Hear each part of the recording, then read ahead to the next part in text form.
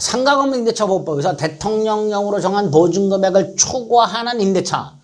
자, 이 초과 임대차에는 상임법이 적용이 안 되죠. 다만 예외적으로 대항력, 갱신요구, 3기 연체 해지, 권리금 회수, 그 다음에 폐업으로 인한 해지, 표준계약서 이건 적용이 되죠. 따라서 초과 임대차도 갱신 요건 행사할 수 있는데 문제는 계약 갱신 요구권은 기간이 만료가 되기 6월부터 1월까지 사이에 행사하는 거예요. 근데 문제가 생겼어요. 초과 임대차 기간을 정하지 않았어요. 그러면 이게 민법이 적용이 되면 635조에서 언제든지 해지 통고로 가는 거고요.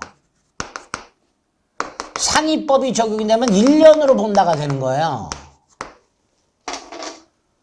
따라서 요게 적용이 되면 기간 만료 전 6월부터 1월까지 사이에 갱신 요구권 행사할 수 있잖아요. 그런데 이 초과 임대차에는 존속 기간은 적용이 안 돼요. 기간이. 그러니까 초과 임대차에서 기간을 정하지 않으면 기간에 정함이 없는 임대차 635조가 적용이 돼요. 따라서 기간이 만료되기 전 6월부터 1월까지 사이에 갱신 요구권 행사라는 건 있을 수가 없게 됩니다. 그죠? 다시 한번 초과 임대차의 경우에 계약 갱신 요건 인정을 받는데 초과 임대차의 계약 갱신 요건을 행사하려면 반드시 기간을 정한 경우여야 됩니다. 초과 임대차에서 기간을 정하지 않으면 1년으로 본다가 아니라 왜 존속기간은 적용이 안 되니까 기간에 정함이 없는 걸로 하기 때문에 계약 갱신 요건 자체를 행사할 수가 없습니다. 6번 공유물 관리 공유자의 지분의 과반수를 결정하죠. 임대하는 게 대표적인 관리죠. 해지도 관리죠. 따라서 공유자의 과반수가 아니라 공유자의 지분의 과반수를 결정해야 되죠. 공유자의 과반수가 아닙니다. 공유자의 지분의 과반수 이렇게 되겠죠.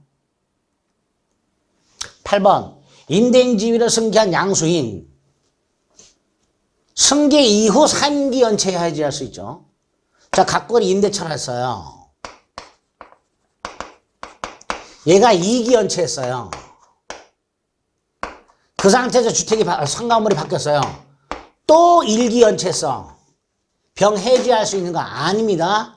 특별한 사정이 없는 한 병에 대하여 3기 이상의 연체가 되어야 해지할 수 있게 됩니다. 그래서 임대인지위를 승계한 상가건물 양수인 병 승계 이후 연체액이 3기에 달했을 때 해지할 수 있습니다.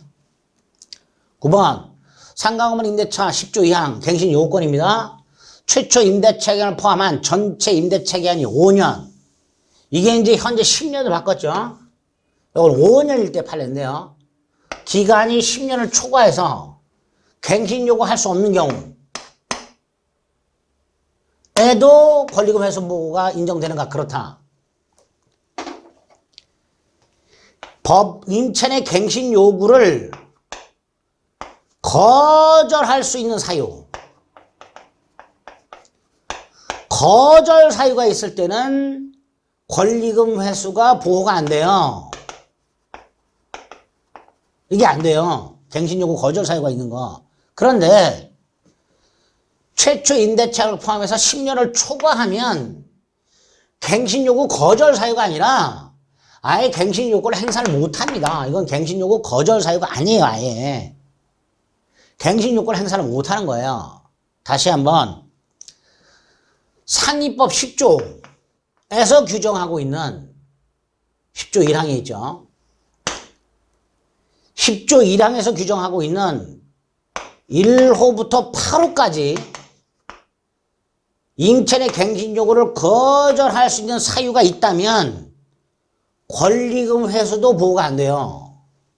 반면에 10년을 전체 기간이 10년을 초과해서 더 이상 갱신 요구를 할 수 없는 경우 이건 거절 사유가 아니에요. 이거는 따라서 이 경우에는 권리금 회수 기회 보호 의무를 부담하게 됩니다. 여전히. 9번 틀린 질문이 됩니다.